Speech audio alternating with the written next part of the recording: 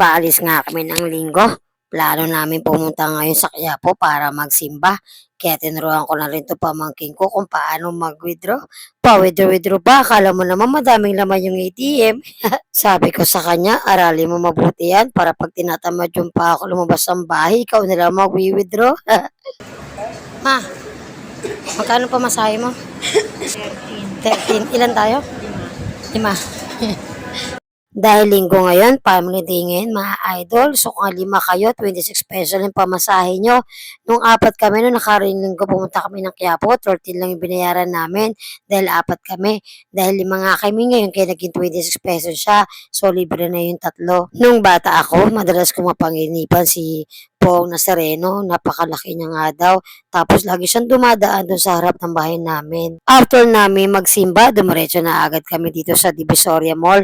Naghahanap kasi kami dito na pwedeng ilagay ni Mama doon sa tindahan niya. Marami rin kayo mabibili dito mga idol na mura. Katulad itong chinelas ito, 100 na lang siya. Medyo umuulan na at hapon na mga idol. Sabi ko kay Mama, tara, mamili na tayo ng ilalagay natin doon sa sari-sari store mo.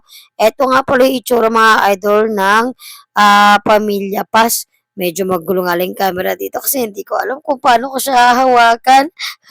Ayan mga idol, yung Pamilya Pas kapag linggo, pwede kayo makatipid sa pamasahe kapag mag-LRT kayo o MRT lang mga idol. Basta tuwing linggo lang siya, ang alam ko hanggang June 2028 pa ito mga idol. Kaya kung gusto niyo umalis kasama yung family niyo, makakatipid kayo sa pamasahe basta mag-MRT lang kayo. Dito na nga namin naisipan mamili sa Pure Gold. Nagpunta nga kami doon sa Aling Puring para magpa-member, kaya lang may mga requirements pala yun. So sabi naman sa barangay namin, kailangan nakakapag-cooperate na yung sari-sari mo ng 2 araw bago ka makakuha ng permit. Then magpe-fill out ka doon, tapos pupuntahan ka ng mga staff ng barangay para siguro tingnan yung tindahan mo, tsaka kanila bibigyan ng permit mga idol, sa ganun siya.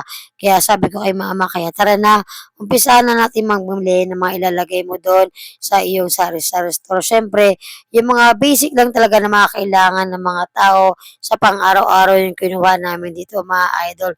Hindi ko nga alam, medyo naparimang yata yung nakuha namin. Pero masaya naman ako kasi nakikita ko naman sa 2 araw na nag-ooperate na yung tindahan ni Mama, nag-enjoy naman siya, na masaya lang naman siya, na hindi yung nasa bahay na nandun lang sa loob ng bahay namin. So dito nakakapag-enjoy siya, nalilibang niya yung sarili niya.